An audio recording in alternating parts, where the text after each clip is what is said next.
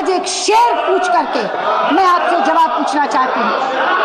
तू इधर उधर की ना बात कर, ये बता कि काफिला क्यों लूटा। तू इधर उधर की ना बात कर, ये बता कि काफिला क्यों लूटा। हमें रहजनों से गिरा नहीं, तेरी रहबरी का ख्याल है। She narrated in Urdu couplet. I would also do so and say, माना कि तेरी दीद के काबिल नहीं हूँ मैं,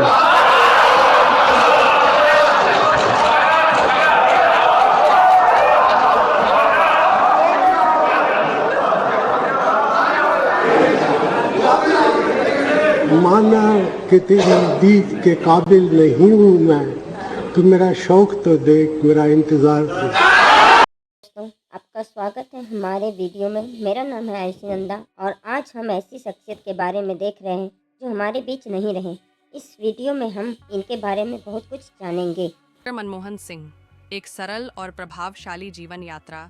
प्रारंभिक जीवन। जन्म 26 सितंबर 1932, गाह, पंजाब, अब पाकिस्तान। विभाजन के बाद उनका परिवार भारत में बस गया। शिक्षा, पंजाब यूनिवर्सिटी से स्नातक और मास्टर डिग्री, फिर कैम्ब्रिज और ऑक्सफोर्ड से अर्थशास्त्र में पीएचडी। थीसिस, 1951 से 1960 के बीच भारत के निर्यात प्रदर्शन पर केंद्रित। करियर की शुरुआत। शिक्षक, पंजाब यूनिवर्सिटी और दिल्ली स्कूल ऑफ इकोनॉमिक्स में पढ़ाया। लेखक, India's export trends and prospects for स्वस्थिर वृद्धि नामक पुस्तक लिखी। महत्वपूर्ण पद, चीफ इकोनॉमिक एडवाइज़र, आर्थिक मामलों के सचिव, आरबीआई गवर्नर 1982-85 और यूजीसी चेयरमैन 1991 के आर्थिक सुधार। तत्कालीन प्रधानमंत्री पीवी नरसिम्हा राव के साथ भारत की अर्थव्यवस्था को बचाने के लिए एलपीजी रिफॉर्म्स, उदारीकरण, निजीकरण, वैश्वीकरण लागू किए। रुपए का अवमूल्यन और लाइसेंस राज खत्म किया, जिससे उद्योगों को नई ऊर्जा मिली। विदेशी निवेश को आकर्षित करने के लिए नीतियां आसान बनाई। प्रधानमंत्री के रूप में योगदान 2004 से 2014 तक। भारत के 14वें प्रधानमंत्री और तीसरे सबसे लंबे समय तक सेवा देने वाले प्रधानमंत्री। आर्थिक वृद्धि, पहले कार्यकाल में 8 से 9% की वार्षिक विकास दर। मुख्य कानून, ओ मनरेगा 2005, सूचना का अधिकार 2005 और राष्ट्रीय ग्रामीण स्वास्थ्य मिशन 2005, ओ मुफ्त और अनिवार्य शिक्षा का अधिकार 2009, खाद्य सुरक्षा कानून 2013, वैश्विक संबंध, भारत अमेरिका सिविल न्यूक्लियर समझौता 2008, नेतृत्व और नैतिकता, सादगी और ईमानदारी के प्रतीक। 1990 के हर्षद मेहता घोटाले पर नैतिकता के आधार पर इस्तीफा देने की पेशकश की। राजनीतिक और आर्थिक कठिनाइयों में भी संतुलित और शांतिपूर्ण दृष्टिकोण अपनाया। सम्मान और पुरस्कार।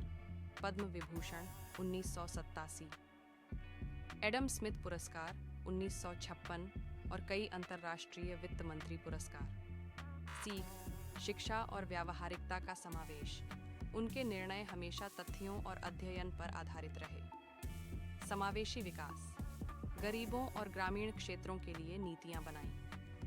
संस्थानों को मजबूत बनाया। आरबीआई और योजना आयोग को सशक्त किया। कठिन समय में नेतृत्व।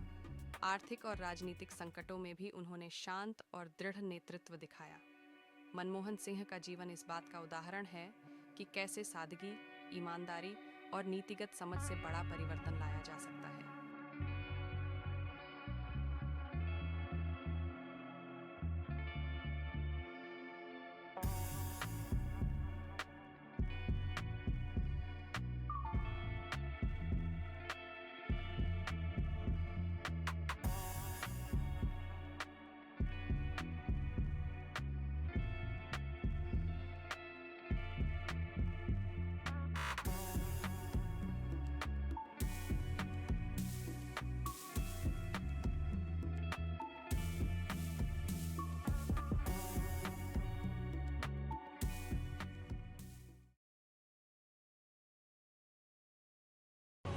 डॉक्टर मनमोहन सिंह का प्रधानमंत्री के आखिरी रूप में भाषण।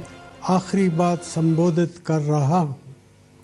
10 साल पहले इस जिम्मेदारी को संभालते वक्त मैंने अपनी पूरी मेहनत से काम करने और सच्चाई के रास्ते पर चलने का निश्चय किया था।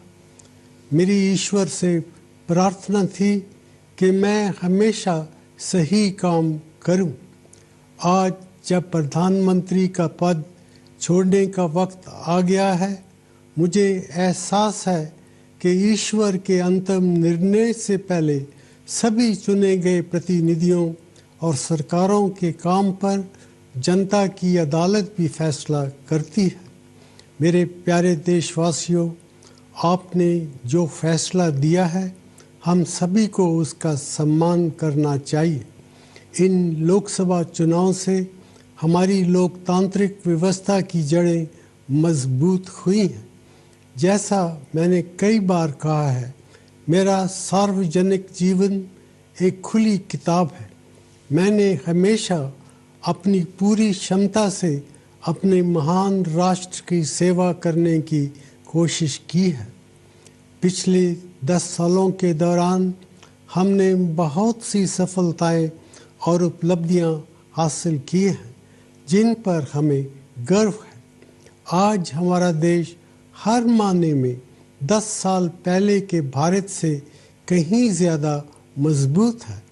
देश की सफलताओं का श्रेय मैं आप सबको देता हूँ, लेकिन अभी भी हमारे देश में विकास की बहुत सी संभावनाएं हैं, जिनका फ़ायदा उठाने के लिए हमें एकजुट होकर कड़ी मेहनत करने की ज़रूरत है। प्रधानमंत्री का पद छोड़ने के बाद भी आपके प्यार और मोहब्बत की याद हमेशा मेरे जहन में ताज़ा रहेगी। मुझे जो कुछ भी मिला है, इस देश से ही मिला है। एक ऐसा देश जिसने बंटवारे के कारण बेघर हुए एक बच्चे को इतने ऊंचे पद तक पहुंचा दिया। ये एक ऐसा कर्ज है जिसे मैं कभी अदा नहीं कर सकता। ये एक ऐसा सम्मान भी है जिस पर मुझे हमेशा गर्व रहेगा। मित्रों, मुझे भारत के भविष्य के बारे में पूरा इत्मीनान है। मुझे पक्का विश्वास है कि वो समय आ गया है जब भारत दुनिया की बदलती हुई अर्थव्यवस्थाओं में एक महत्वपूर्ण शक्ति के रूप में उभरेगा। परंपरा को आधुनिकता के साथ और विविधता को एकता के साथ मिलाते हुए हमारा देश दुनिया को आगे का रास्ता दिखा सकता है। अपने महान देश की सेवा करने का मौका मिलना मेरा सौभाग्य रहा है। मैं इससे ज़्यादा कुछ और नहीं मांग सकता था। मेरी शुभकामना है कि आने वाली सरकार अपने कामकाज में हर तरह से सफल रहे। मैं अपने देश के लिए और भी बड़ी सफलताओं की कामना करता हूँ। धन्यवाद। जय हिंद।